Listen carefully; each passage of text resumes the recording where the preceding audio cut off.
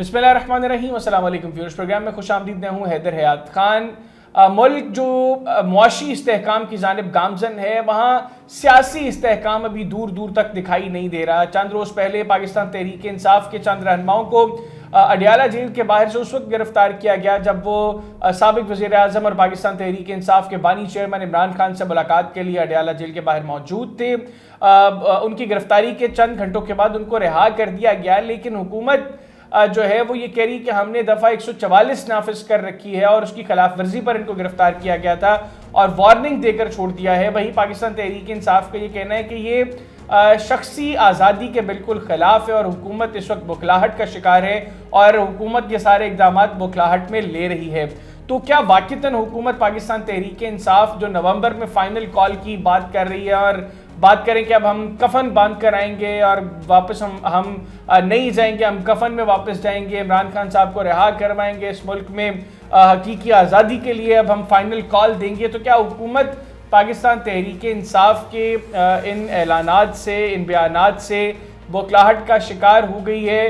हुकूमत ने जो नवंबर में तहरीक इंसाफ आखिरी कॉल की बात कर रही है, फाइनल कॉल की बात कर रही है, उसको काउंटर करने के लिए कुछ स्ट्रैटेजी बनाई है? अगर वो बनाई है तो वो स्ट्रैटेजी क्या है? फिर विद इन गवर्नमेंट कोई प्रॉब्लम्स हमें दिखाई दे रही हैं। इत्तलात हैं कि बिलावल भुट्टो जरदारी हुकूमत से काफ़ी नाराज़ हैं।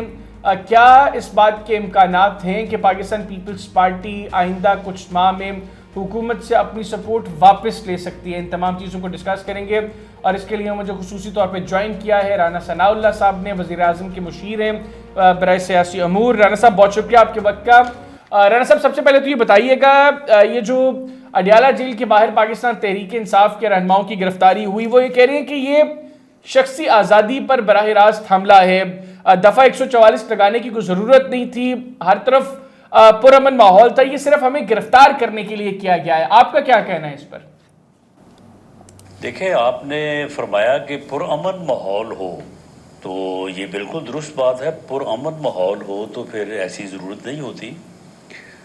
लेकिन पाकिस्तान में मेरा नहीं ख्याल कि ऐसा पुरअमन माहौल है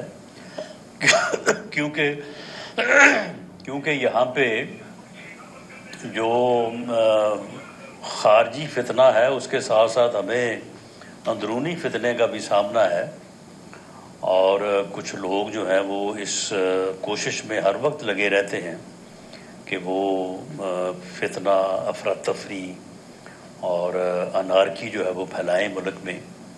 तो उस मकसद के लिए जो तकारीर होती हैं, जो दावे होते हैं, फिर उसके बाद जो ऐलानात होते हैं, तो उसके पेश नज़र अगर लॉ इन्फोर्सिंग एजेंसीज़ कोई हिफ्ज़ मातकदम के तौर पे कुछ इक़दाम लेती हैं तो बहरहाल उनके पास जस्टिफिकेशन होती है इस बात की। अच्छा राना साहब, आपने मतलब जो पाकिस्तान तहरीक इंसाफ के रहनुमा हैं वो वहाँ पर सिर्फ इमरान खान साहब से मुलाकात करने के लिए गए थे, ना वहाँ पर कोई जलसा था, ना कोई तकरीर होनी थी। आपने कहा कि हिफ्ज़ मातकदम के तौर पर ये इक़दाम लिए गए, तो क्या हुकूमत पाकिस्तान तहरीक इंसाफ की जो नवंबर की फ़ाइनल कॉल है उसको जहन में रखते हुए हुकूमत दफ़ा 144 लगाई है अडियाला के?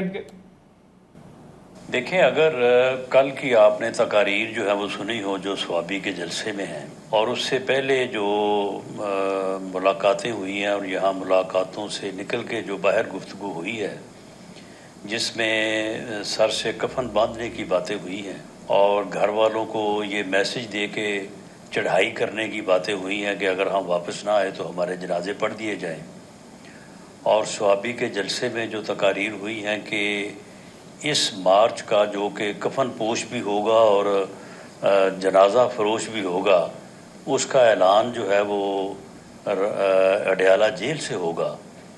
तो उसके बाद फिर आप मुझे बताएं कि ये फिर किस किस्म की मुलाकातें हैं और इन मुलाकातों के मकासद क्या हैं।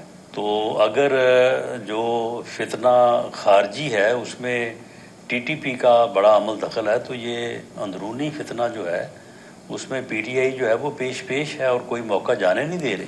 तो राना साहब, पर ये कहा जाए कि ये जो कफन पोश आखिरी कॉल है इसकी वजह से उनको जो है वो मुलाकात की इजाज़त नहीं दी जा रही और दफ़ा 144 के तहत उनको गिरफ्तार किया गया है? देखिए, लॉ इन्फोर्सिंग एजेंसी जो हैं उनके पास जो इंफॉर्मेशन होती है جس کی بنیاد کے اوپر اس ماحول کو جس میں لا اینڈ آرڈر کی صورتحال پیدا نہ ہو کنٹرول کرنا ہوتا ہے. تو میرا اندازہ ہے کہ میری کوئی براہ راست ان لوگوں سے جنہوں نے ان پارلیمنٹیرینز کو معزز صاحبان کو اریسٹ کیا اور بعد میں رہا کیا کو میری ان میں سے کسی سے بات نہیں ہوئی، لیکن میرا خدشہ ہے کہ کوئی ایسی انفارمیشن ان کے پاس ہوگی. اچھا رانا صاحب یہ بتائیے گا، یہ جو کفن پوش آخری کال کی بات کر رہی ہے پاکستان تحریک انصاف، اور وہ یہ کہہ رہے ہیں کہ اب ہمارے جنازے پڑھا دیے جائیں، ہم واپس نہیں آئیں گے، جو ہے مطلب اس طرح کی باتیں تحریک انصاف کے اینڈ سے ہو رہی ہیں. پہلے بھی انہوں نے جب کہا کہ ہم ڈی چوک پہنچیں گے، حکومت نے کافی ریزسٹ کیا، پاکستان تحریک انصاف کے ہزاروں کارکنان ڈی چوک پہنچے، گو کے علی امین گنڈا پور بعد میں مارگلا کی پہاڑیاں چڑھ گئے اور کافی اضلاع کراس کرتے ہوئے پشاور پہنچ گئے. وہ بہرحال ایک الگ بحث ہے، لیکن اب جو ان کی یہ کال ہے اس کو کاؤنٹر کرنے کے لیے حکومت نے کوئی اسٹریٹجی بنائی ہے؟ آپ اب بھی انتظار کریں گے ان کا اسلام آباد پہنچنے کا، یا پہلے سے ہی کوئی آپریشن کریں گے، یا پہلے سے ہی کوئی اقدامات اٹھائیں گے؟ نہیں دیکھیں، آپ مجھے بتائیں کہ کوئی حکومت یا کوئی لا انفورسنگ ایجنسی کیا ایسے بندے کا انتظار کرے گی جو یہ کہے گا کہ میں کفن باندھ کے آ رہا ہوں یا مرنے کے لیے یا مارنے کے لیے؟ تو کیا پھر اسے اس کا انتظار کیا جائے گا کہ وہ پہنچ جائے اور جا کے آگے مارے یا مر جائے، یا اسے جہاں سے وہ چلے وہیں پہ اس کو جو ہے وہ روکنا چاہیے؟ اور اسی طرح سے اگر اس قسم کی کوئی جو ہے وہ کوشش ہوتی ہے تو میرا خیال ہے کہ ایک وائز پالیسی جو ہے وہ تو یہی ہے کہ اس قسم کی کوششوں کو ابتدا میں ہی پریپریشن کے مرحلے میں ہی روک دینا چاہیے. روکیں گے تو اس کے اثرات جو ہیں، اس کے آفٹر افیکٹس جو ہیں وہ بہت زیادہ جو ہے وہ ڈیمیجنگ ہو سکتے ہیں. رانا صاحب ہم نے دیکھا آپ جب وزیر داخلہ تھے، اکبر ناصر صاحب آئی جی اسلام آباد تھے، بار بار احتجاج ہوئے، آپ لوگوں نے ان کو روکا بھی، لیکن اس کے بعد ہم نے یہ بھی دیکھا کہ وہ لوگ ڈی چوک پہنچے. اب آپ یہ بات کر رہے ہیں کہ جہاں سے وہ شروع ہوں وہاں سے ان کو روکا جائے. وہ پشاور سے ظاہری سی بات ہے اس کا آغاز کریں گے، خیبر پختونخوا میں ان کی حکومت ہے، وہ وہاں پر اپنی حکومت کی بھرپور سپورٹ کے ساتھ نکلتے ہیں. اب وہ ٹول پلازے تک جو ہے وہ یقینی طور پر پہنچیں گے، بلڈوزر وہ ساتھ کیری کرتے ہیں، جتنی رکاوٹیں ہیں ان کو بھی وہ جو ہے وہ ہٹا دیتے ہیں. تو پھر ایسے میں گورنمنٹ اپنی اسٹریٹجی کیا بنائے گی؟ کیسے جو ہے وہ ان کو روکا جائے گا؟ کیونکہ جہاں سے وہ آغاز کریں گے وہاں سے تو نہیں آپ روک سکتے ان کو. وہ اسٹریٹجی آن ایئر تو خیر ڈسکس نہیں کی جا سکتی، لیکن بہرحال جو بھی اسٹریٹجی ان چیزوں کو روکنے کے لیے بنائی جائے، جتنی ابتدا میں آپ یہ دیکھیں نا، یہ فتنہ ہے، جس طرح سے خارجی فتنہ ہے یہ بھی اندرونی فتنہ ہے، اور پی ٹی آئی اس میں جو ہے وہ پیش ہے، وہاں پہ ٹی ٹی پی ہے. تو آپ اس کو انٹیلیجنس بیسڈ آپریشن کے تحت اس کو جتنی ابتدا میں روکیں گے نقصان کم ہوگا، جتنا آپ اس کو آگے بڑھنے دیں گے اور پھر روکیں گے نقصان زیادہ ہوگا. تو گورنمنٹ پالیسی تو اسی بنیاد پہ ہونی چاہیے کہ نقصان کم سے کم ہو. جب انہوں نے اپنا ارادہ واضح کر دیا ہے کہ جی ہم یہ کرنے آ رہے ہیں یا یہ کرنے کا ارادہ رکھتے ہیں، اب اس کے بعد پھر یعنی کوئی شک و شبے والی بات تو نہیں ہے. تو رانا صاحب آپ جو بات کر رہے ہیں کہ انٹیلیجنس بیسڈ آپریشن ہو، وہ کرنا چاہیے. ابھی حکومت تو آپ کی ہے، لیکن وزیر داخلہ جو ہیں وہ آپ کے نہیں ہیں، وہ انڈیپینڈنٹلی کام کر رہے ہیں. تو کیا پرائم منسٹر صاحب ان کو کمیونیکیٹ نہیں کر سکتے کہ جناب بیٹھے ہیں اس کے اوپر پہلے سے کوئی لائے عمل بنائیں؟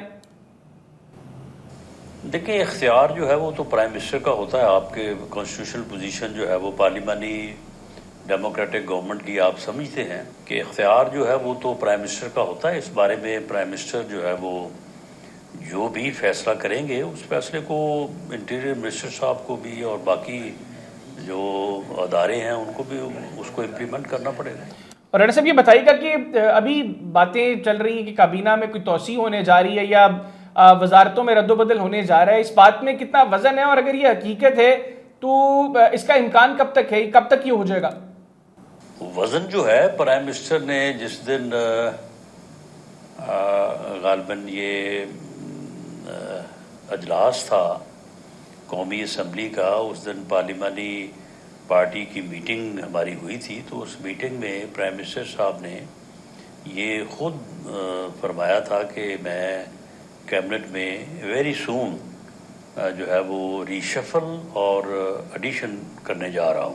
تو اب اس میں تو کوئی اور دوسرے تو کوئی قیاس رائی والی تو بات ہی نہیں ہے. پرائم منسٹر نے ہمسیلف ہی سے. اچھا رانا صاحب یہ بتائیے گا کہ چیف منسٹر سندھ مراد علی شاہ صاحب نے رشین ایمبیسڈر سے ملاقات کی اور انہوں نے اعلان کیا کہ ہم اسٹیل مل کو چلانا چاہتے ہیں.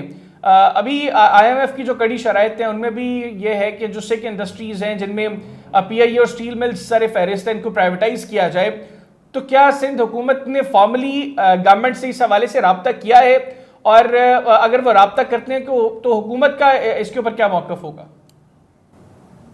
دیکھیں جی اس بارے میں کبھی کوئی کیبنٹ میں معاملہ یہ ڈسکس تو نہیں ہوا، لیکن میں اپنے طور پہ یہ کہہ سکتا ہوں کہ یہ بڑی اچھی کوشش ہوگی اگر سندھ گورنمنٹ جو ہے وہ اسٹیل مل کو خرید لے، کوئی یعنی پارٹنرشپ موڈ میں چلی جائے. کوئی ضروری نہیں ہے کہ ساری انویسٹمنٹ سندھ گورنمنٹ نے کرنی ہے. وہ ساتھ کراچی کے بڑے تاجر اور بڑے جو ہے وہ کامیاب بزنس مین وہاں پہ موجود ہیں.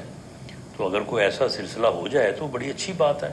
گورنمنٹ سے بھی جو ہے وہ بوجھ اتر جائے گا اور وہاں پہ جو ہے وہ جن چیزوں کا خدشہ ہے کہ پرائیویٹائز ہونے کے بعد پھر جو ملازمین کو زیادہ دقت اور مشکلات کا سامنا ہوتا ہے تو وہ بھی ٹل جائے گا. تو اگر کوئی ایسا ارادہ ان کا ہو جائے تو میرا تو خیال ہے خوش آئند ہوگا. اچھا رانا صاحب یہ بھی بتائیے گا کہ آپ کی جب حکومت آئی اس وقت سب سے بڑا چیلنج یقینی طور پر معیشت تھا اور کہا یہ جا رہا تھا کہ حکومت معاشی دلدل میں اس قدر پھنس جائے گی کہ ان کے لیے سنبھلنا مشکل ہوگا. ابھی ہم دیکھ رہے ہیں کہ شہباز شریف صاحب اس حوالے سے کافی اسٹرانگ پرائم منسٹر ثابت ہوئے. انہوں نے ملک میں جو ایک معاشی عدم استحکام تھا اس کو تھوڑا سا بہتر کیا. ملک اب معاشی استحکام کی جانب گامزن ہے. آئی ایم ایف کے ساتھ معاملات طے ہو گئے, دوست ممالک کے ساتھ معاملات طے ہو رہے ہیں. ابھی شہباز شریف صاحب سعودی عرب کا بھی ایک دورہ کر کے آئے, 26ویں یعنی ترمیم بھی منظور ہو گئی. تو کیا اب اس بات کا امکان ہے کہ شہباز شریف صاحب سٹیپ ڈاؤن کر جائیں اور نواز شریف صاحب کو کہیں کہ آئیں جناب آپ سنبھالیں وزارت عظمیٰ کا قلمدان, آپ ہی ہمارے وزیر اعظم ہیں, یا آپ کے نزدیک شہباز شریف صاحب بھی کنٹینیو کریں گے؟ کیونکہ ایز آف ناؤ جس طرح چیزیں آگے چل رہی ہیں لگ تو یہی رہے کہ اب 2029 ہی انتخابات کا سال ہوگا, تو تب تک شہباز شریف صاحب کنٹینیو کریں گے یا امکان ہے کہ وہ سٹیپ ڈاؤن کریں اور نواز شریف صاحب دوبارہ وزارت عظمیٰ کا قلمدان سنبھالیں؟ دیکھیں جہاں تک تو پی ایم ایل اینڈ کا تعلق ہے تو میاں شہباز شریف صاحب ہی کنٹینیو کریں گے. کولیشن گورنمنٹ ہے اور اس وقت میں سمجھتا ہوں کہ جس طرح سے میاں شہباز شریف صاحب کی قیادت میں گورنمنٹ اکنامک ریوائول کے لیے محنت کر رہی ہے, کم از کم یہ 2 سال جو ہے یہ محنت اسی طرح سے ہونی چاہیے, تو تب جا کے آپ کسی سٹیبل جو ہے وہ پوزیشن میں پہنچیں گے. ابھی آپ یہ مت سمجھیں کہ آپ کوئی اسٹیبل پوزیشن میں جو ہے وہ آ چکے ہیں. ابھی یہ ضرور ہے کہ آپ ڈیفالٹ سے بچ گئے ہیں, جو نیچے کی طرف جو ہے وہ جو سلائڈنگ ہو رہی تھی وہ رک گئی ہے اور اب آپ اٹھ کے بیٹھ گئے ہیں, لیکن ابھی کھڑے ہونا اور چلنا جو ہے وہ باقی ہے. تو اس کے لیے ایک پرامن ماحول جو ہے وہ بھی ضرورت ہے, اور اسی طرح سے محنت جو ہے وہ کم از کم 2 سال ہو تو پھر جا کے آپ ایک اچھی بہتر پوزیشن میں جو ہے وہ آئیں گے. تو رانا صاحب آپ کو ایسے کوئی امکانات دکھائی دے رہے ہیں کہ پاکستان پیپلز پارٹی گورنمنٹ کو لے کر اپنی سپورٹ کو وڈرا کر لے؟ کیونکہ بلاول بھٹو زرداری صاحب حکومت سے کافی ناراض ہیں, اور اگر ان کی سی سی یہ فیصلہ کرتی ہے کہ ہم حکومت کو فردر سپورٹ نہیں کریں گے, ویسے تو یہ مفروضہ ہے, لیکن اگر آپ کو بہرحال کوئی ایسے امکانات دکھائی دے رہے ہیں کہ پاکستان پیپلز پارٹی مستقبل میں ایسا کوئی فیصلہ لے سکتی ہے؟ نہیں, اس مفروضے کے کوئی چانسز نہیں ہے. بالکل ٹھیک, بہت شکریہ رانا ثناء اللہ صاحب, آپ نے پروگرام کے لیے وقت نکالا. ناظرین, وزیر اعظم کے مشیر برائے سیاسی امور اور مسلم لیگ نواز پنجاب کے صدر رانا ثناء اللہ صاحب ہمارے ساتھ موجود تھے, ان کی گفتگو آپ نے سنی. آج کی پروگرام سے اتنے, اگلے پروگرام تک کے لیے مجھے اور میری ٹیم کو اجازت دیجیے. اللہ حافظ. پاکستان زندہ باد.